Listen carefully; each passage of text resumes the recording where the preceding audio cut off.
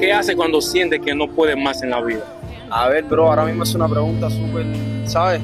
Que me identifica mucho porque ahora mismo estoy pasando por un proceso en mi vida que es algo que me pasa mucho, ¿sabes? Que pienso que no puedo más. Pero, ¿cómo decirte, bro?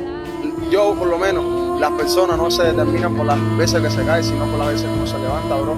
Por mucho que digas que no, siempre al final del camino vas a hallar la luz, bro. No, rendirse no, nunca está en tus planes.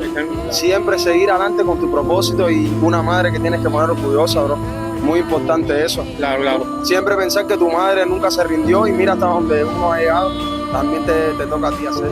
Si hoy fuera tu último día, ¿qué le dirías a tu madre? Que la amo hacer, coño.